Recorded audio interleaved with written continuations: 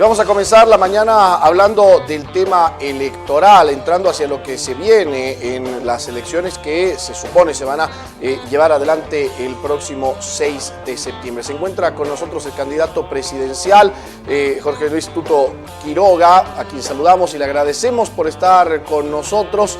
Ingeniero, buenos días, bienvenido y gracias por estar con nosotros en esta mañana, saludando a todos los tarijeños.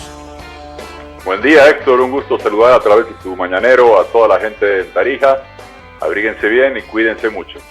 Así es, habíamos hablado en diversas ocasiones en lo que fue previo a esta pandemia, al COVID y a la llegada realmente con esta magnitud de la pandemia. Y pues bueno, se han movido las fechas de las elecciones, se ha tenido que cambiar las estrategias electorales por parte de todos los actores políticos que están en el tablero. Y ha cambiado la situación del país, porque nos va a tocar a cualquier gobierno que venga, digo, nos va a tocar porque tocará a todos los bolivianos, independientemente de los colores políticos que puedan llevar. Va a tocar reconstruir un país que ya venía con muchas dificultades y desafíos y que va a tener por delante ahora una carrera todavía más difícil. ¿Cómo se van adecuando los planes de gobierno en este sentido, licenciado? Héctor, tienes toda la razón. Creo que lo bueno, lo positivo para nosotros es que claramente avisorábamos las dificultades económicas. Conversamos en tu set alguna vez, producto del desfalco económico del MAS, que reparó el gas.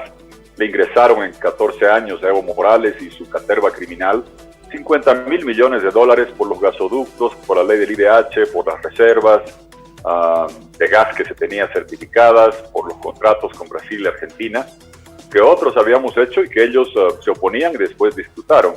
Lo triste es que ese dinero se fue en costos recuperables, en elefantes azules, en corrupción, en malversación.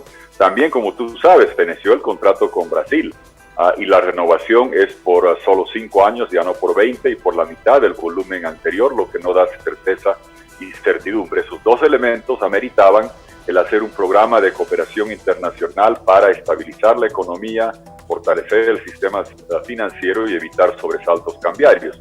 Mencionamos $7.000 millones de inyección multilateral, bilateral y de mercados bursátiles. Pues ahora el coronavirus hace más necesario que nunca y más apremiante el canalizar esos recursos para atender la salud del pueblo y los coletazos que vayan quedando en un próximo gobierno y también para atender la cuestión económica, que es un desafío que quedará también para el próximo gobierno. Pero estoy consciente que restan aún varios meses para llegar a esa fecha y lamento ver de que la crisis sanitaria, producto de la dejadez de 14 años del MAS y el abandono del sector de salud, más la gestión inadecuada del tema de respiradores, laboratorios y test que se ha visto en esta gestión transitoria.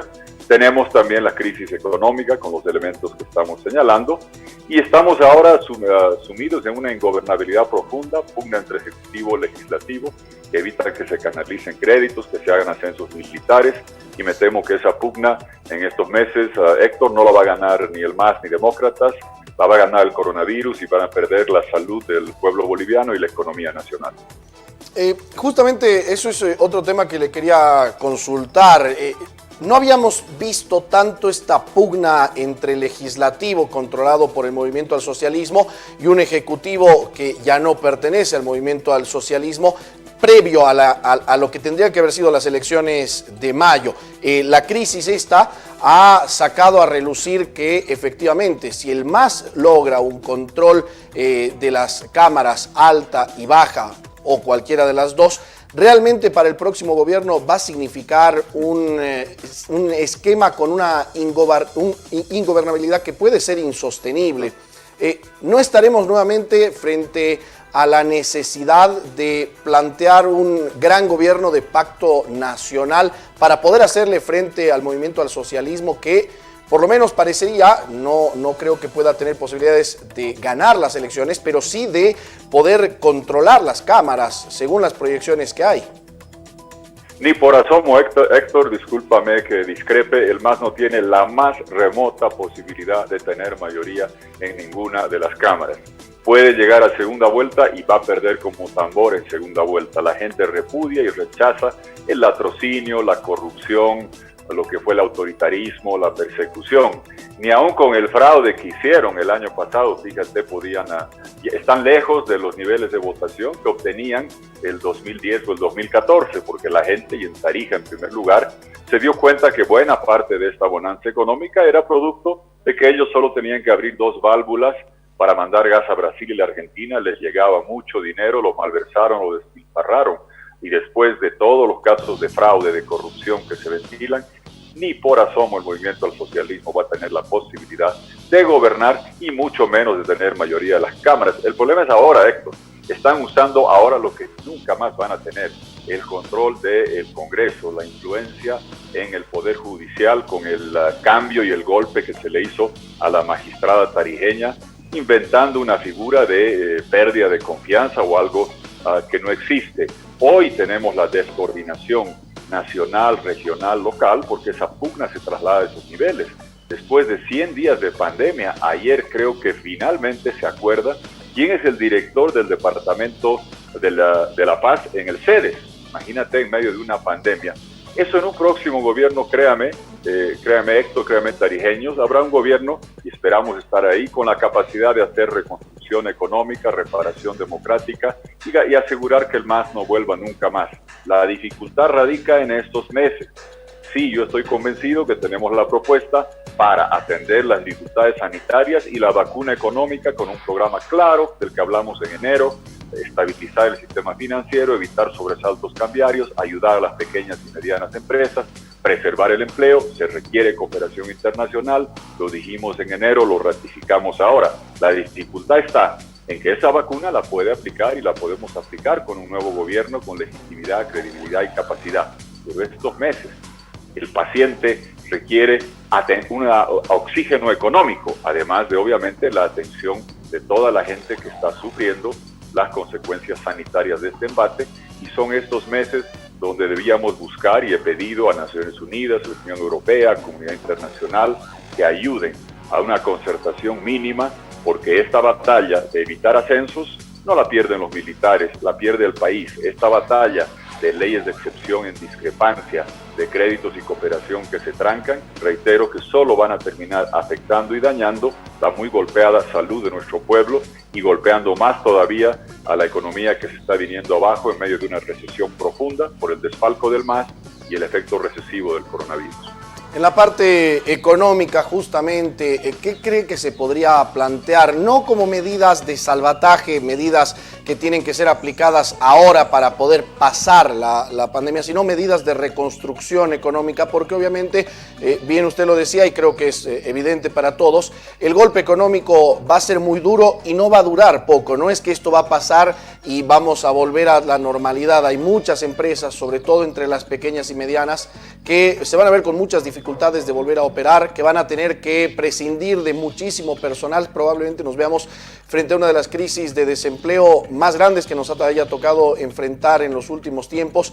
¿Cuáles son las medidas que se propone a futuro, mediano y largo plazo para poder reconstruir esa economía que va a quedar tan dañada? Bien lo decía usted, viene dañada de la mentira de una economía supuestamente blindada durante 14 años que se sabía, pero ahora se tiene con cifras la realidad que estábamos viviendo, pero creo que nadie se esperaba que además de eso tengamos que enfrentarnos a la crisis que va a dejar la pandemia. Héctor, estás dando en el clavo en el sentido de que quizás ahora se sabe. Mire, creo que algunos, los que conocíamos, sabíamos, decíamos, el MAS se farreó el gas. Los precios y volúmenes que se vendían a Tarija, que llegaron a generar 510, 520 millones de dólares de exportaciones gasíferas al mes en el apogeo de precios y volúmenes, fue hace 5 o 6 años. Empezaron a caer precios, recuperaron un poco, volvieron a caer, bajaron los volúmenes, también bajaron los precios de las cotizaciones de minerales. ¿Y qué hizo el MAS? Se farreó las reservas internacionales del Banco Central. Quemaron 2.000 millones de dólares de reservas monetarias para sostener un ritmo de vida fiscalmente dispendioso y faraónico. Este problema se veía venir, lo advertimos, y por eso ahora quizás la gente entiende, Héctor, cuando hablaba yo en tu programa en Tarija, cuando hablaba en la UPSA, sobre la necesidad de este programa de cooperación, algunos me miraban con una cara de ¿por qué se necesita eso si todo está bien?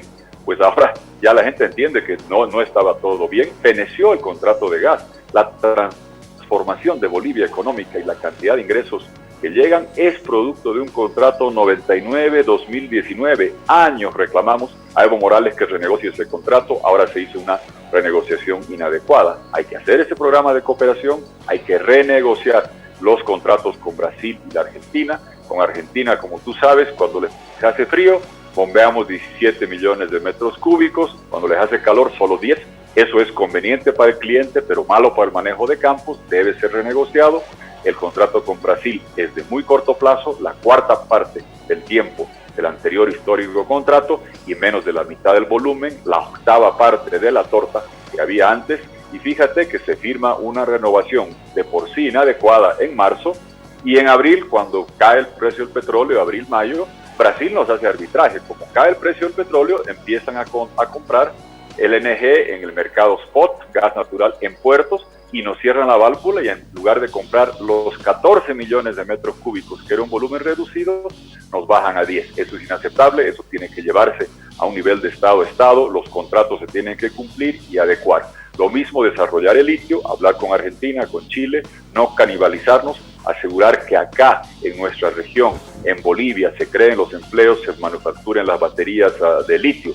Y junto con todo ello, en el programa de cooperación de 7.000 millones de dólares, la mitad se va a inyectar para salvar las empresas, pequeñas y medianas empresas, preservar los empleos. Sabemos hacer eso. La crisis que se viene es dura, pero yo viví una muy dura de los años 2000 al 2002, con devaluación argentina, brasileña. Bolivia siguió creciendo, inyectamos recursos de liquidez para que lleguen al sector empresarial pequeño, mediano y grande a través de la banca. Inyectamos recursos para atender la cuestión de la mora que había crecido en el sistema financiero y para fortalecerlo, el sistema financiero por la vía patrimonial. Se llamaba FERE, se llamaba PROFOP, se llamaba bonos convertibles en acciones para fortalecer. Hicimos eso, salvamos la banca, hay que hacer eso mismo con claridad. La dificultad está en que eso lo podemos hacer con la legitimidad que nos confiera el voto de la población. En estos meses que restan, si es que no se da una inyección mínima, no los 7.000 millones de dólares que yo podría lograr en el arranque del próximo gobierno con el equipo que tenemos y la propuesta que hemos hecho, pero se requiere entre 1.000 y 1.200 millones de dólares por lo menos estos meses para preservar esos empleos, salvar las empresas, los hoteles, los restaurantes. La peluquera que nos escucha hace tiempo que no tiene clientes, los albañiles están sin trabajo porque la construcción se ha parado. Se requiere una inyección en el corto plazo y francamente estoy mucho más preocupado de estos meses de transición que restan, donde si no hay un poquito de oxígeno, podemos llegar a un próximo gobierno con que consiga los recursos, que tengamos la propuesta clara, pero ver que todos están quebrados y todos están desempleados, porque ya ahí ya no es fortalecimiento, es resurrección.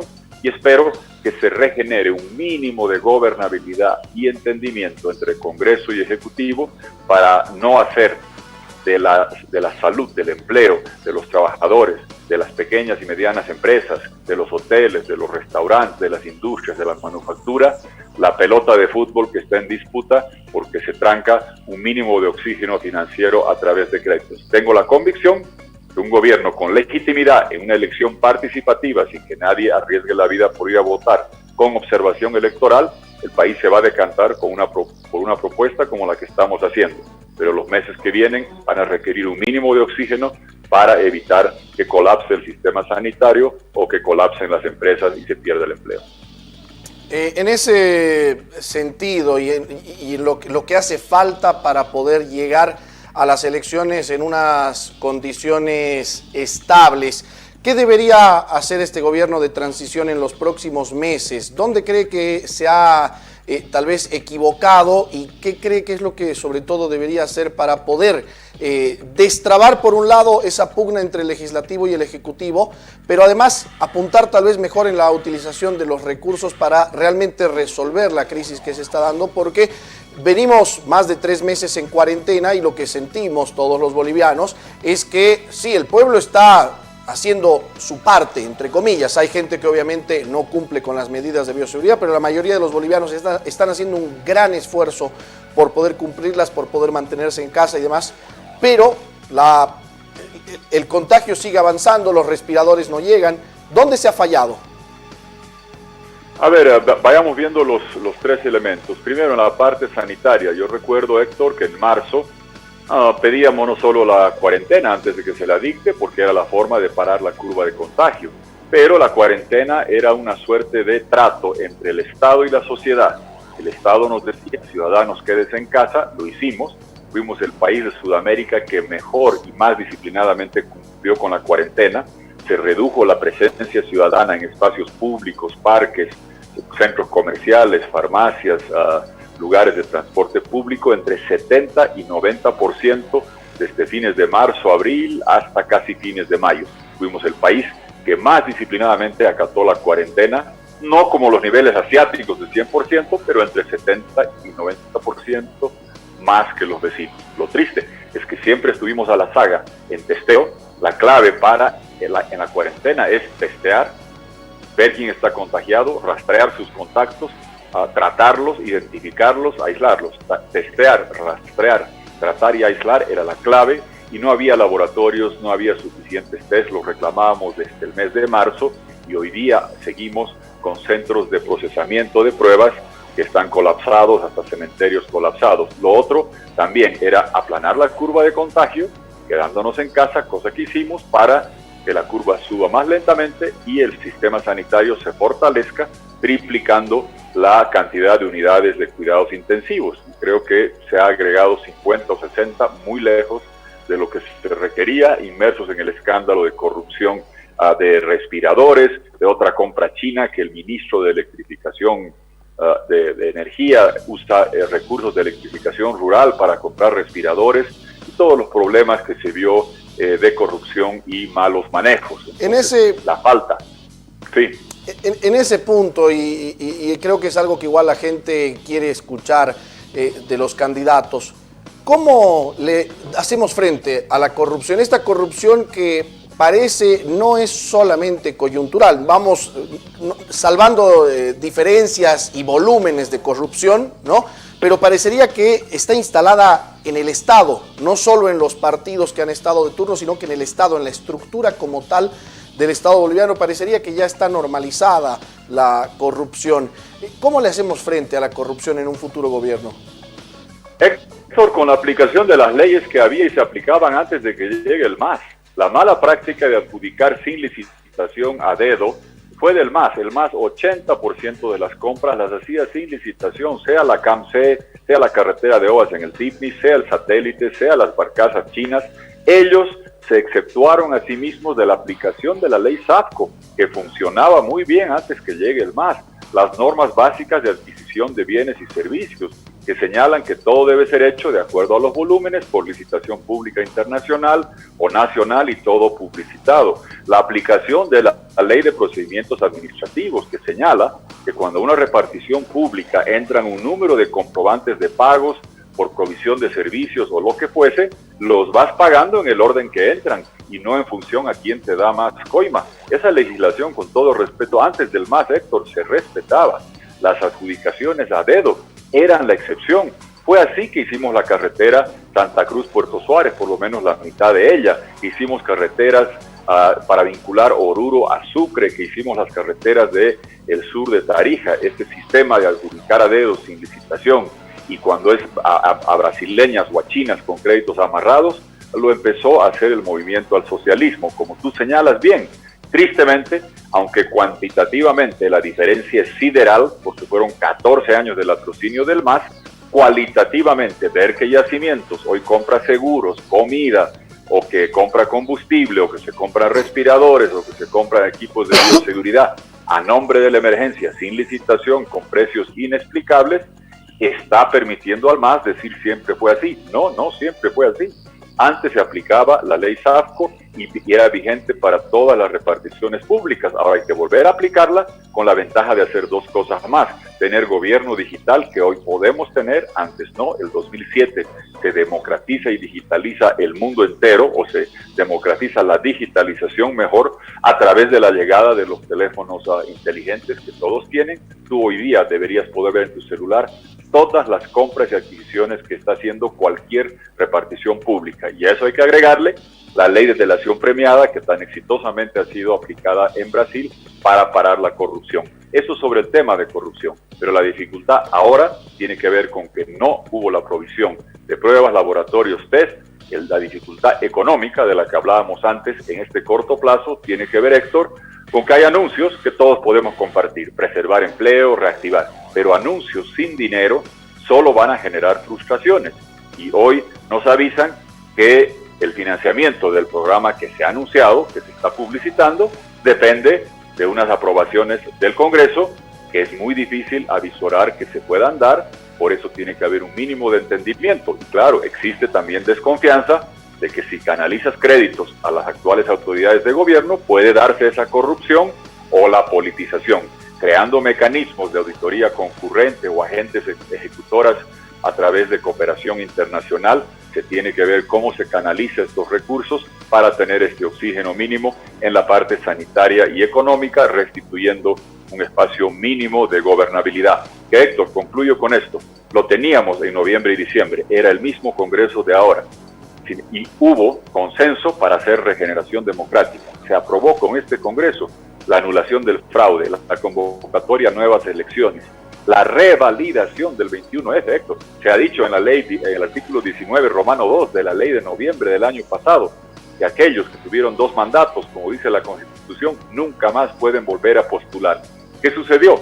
Que en enero el Ejecutivo entró en campaña y por ende el Congreso entró en campaña y ahí se genera esta ingobernabilidad que llega la pandemia, nos agarra con 14 años de destrucción del sistema sanitario, con corrupción, con dificultades en la provisión de equipos de protección personal, de unidades de terapia intensiva con respiradores y de laboratorios y test. Y como te digo, de esa pugna estamos pagando la factura, la salud del pueblo boliviano y pagando los costos en desempleo y en dificultades económicas. Don Tuto Quiroga, muchísimas gracias por haber estado con nosotros, por darnos sus posturas, por hacernos conocer los cambios que se han ajustado dentro de los programas de gobierno que se proponen dada la pandemia. Le pido un minuto que se despida de los tarijeños por esta ocasión, que mande un mensaje sobre todo en estos momentos tan difíciles que se está viviendo. Bueno, muchas gracias, Héctor. Agradezco a la gente de Tarija que nos sintoniza. Les pido a todos que se cuiden. La pandemia se sigue dando contagios. Es desgarrador el fallecimiento por coronavirus. No solo porque este bicho te calienta la cabeza, te hace arder la garganta, te vuelve goma los pulmones, sino porque además la gente que se va no se la puede despedir con un velorio, con cristiana sepultura, celebrar su vida como estamos acostumbrados. Y además se va la persona con la angustia de no saber si ha contagiado a sus seres queridos. Mi solidaridad para todos aquellos que han perdido familiares, que están afectados por esto. Mi homenaje a los médicos, a las enfermeras, a las doctoras, a la gente que trabaja en la parte administrativa, en los hospitales, a los policías militares que nos cuidan, a aquellos que nos traen alimentos a los mercados. Son tiempos duros. Agradezco y homenajeo a su servicio, su trabajo, y les quiero asegurar que en medio de esto sí estamos con una combinación que ningún otro país está enfrentando: crisis sanitaria, dificultades económicas e ingobernabilidad, con una transición que es eterna, pero soy optimista de que los cambios que se dan en el mundo van a permitir hacer realidad lo que hemos planteado, un seguro universal de salud en 5 años. Lo planteamos en enero, ahora podrá ser en menos tiempo. Va a haber mucha cooperación sanitaria para que nunca más agarre al país en pañales una crisis como esta, y les aseguro que un gobierno con capacidad, credibilidad va a poder gestionar la cooperación para salvar la economía y proyectar la Bolivia del futuro, corazón verde digital, como corazón gasífero, eléctrico, capital de la manufactura de baterías de litio, con un futuro muy, muy optimista hacia adelante, porque hoy se usa menos gasolina, menos jet fuel. No he viajado en avión, no he tomado mi auto, estamos hablando de forma digital. Eso requiere baterías de litio. Bolivia, nuestro país, tiene casi la mitad de las reservas. Tenemos un futuro enorme con un gobierno que sepa conducir los destinos del país, atendiendo esta crisis sanitaria, económica y proyectando la Bolivia del futuro. Cuídense mucho, un abrazo grande, muchas gracias por esta oportunidad.